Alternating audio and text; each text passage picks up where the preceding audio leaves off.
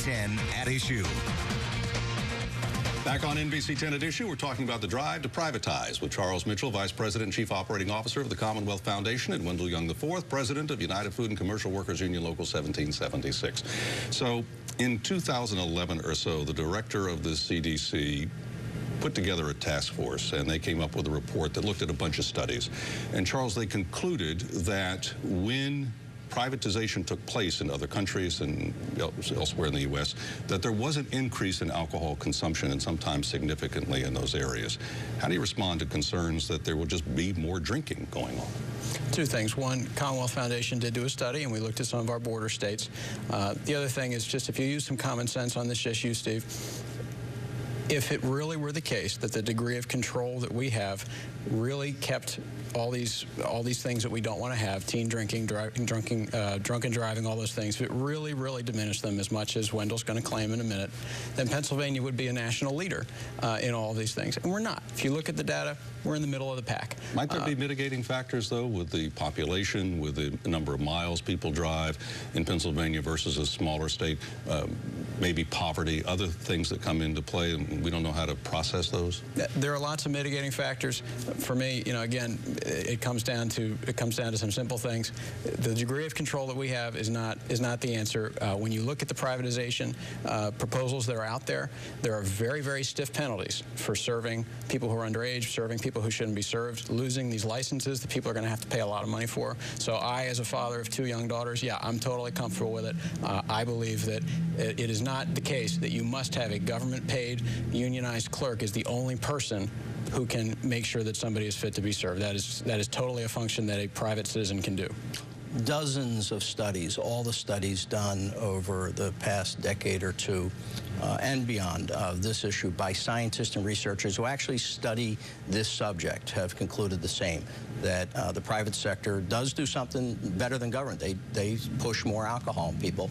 And with alcohol consumption, there's a certain amount of problems. And with increased consumption, you have increased problems. And they translate into higher costs to taxpayers, loss of life, and everything in between. The CDC study that you brought up is very clear. 22 researchers, I think, were involved from around the nation.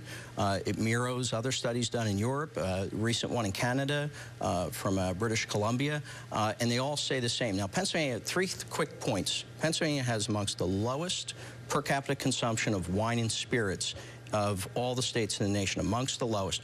Beer, the drinking choice in Pennsylvania is beer by multiples.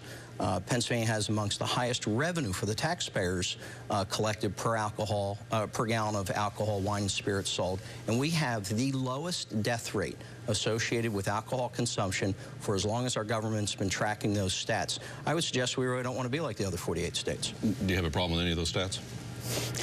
Wendell has chosen his stats carefully. If you look more broadly at the stats, if you look at things like drunk driving and all those things, we're not the best. We're in the middle of the pack. And again, this goes to the conflict of interest issue. Wendell's saying how dangerous alcohol is, how it ought to be controlled. Agreed, it ought to be controlled. So, but that's a good point. Let me ask you about that, because again, getting back to my original question about liberty versus government responsibility or intrusion, we live in a state in which obviously a lot of people want to be able to drink, and even religious organizations will support moderate drinking to some extent. But there are religious folks and organizations that do not favor drinking. So in this state, we try to balance all of those concerns. Why is it not in the best interest of the state to have an LCB that says, I'm going to try to do the best I can to make things available but not go too far, whereas in the private sector, as Wendell Young said, they're out there to make money. They're going to say, hey, let's sell all the booze we can sell. Sure, Steve, and I get exactly what you're saying. My faith is the most important thing to me in the world. I am somebody who believes in moderate drinking, so I get it. Now, here's the thing. I think it is unjust to take the money from somebody, take tax money from somebody in Lancaster County, for instance, or to take their money and you spend it to advertise alcohol. We have a conflict of interest where we are taking people's money and using it to advertise alcohol. That's not the way we want to do it. And yeah, private industry has an incentive to make money. Sure, they do. They have a real strong incentive not to lose their license.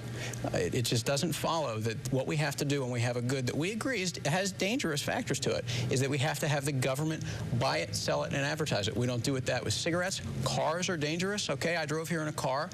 We don't have, government doesn't do any of these things, yet we think it has to be done for alcohol. It would be done better in the private sector. Wendell Young, the statistics that you've chosen and the stand that you've chosen, people will say you've chosen those things because you basically want to save the jobs of 3,500 union workers. That's absolutely true. I'm a union representative. We represent those people. We're going to do the best we can.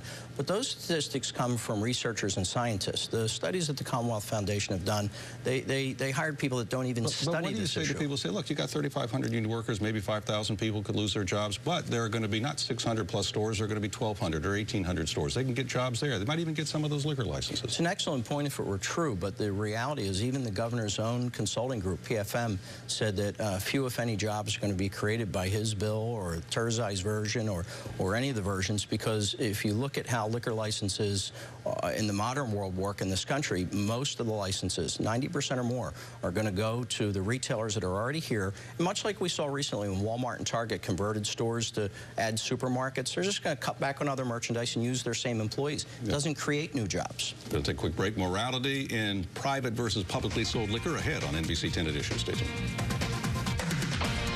You're watching NBC 10 at Issue.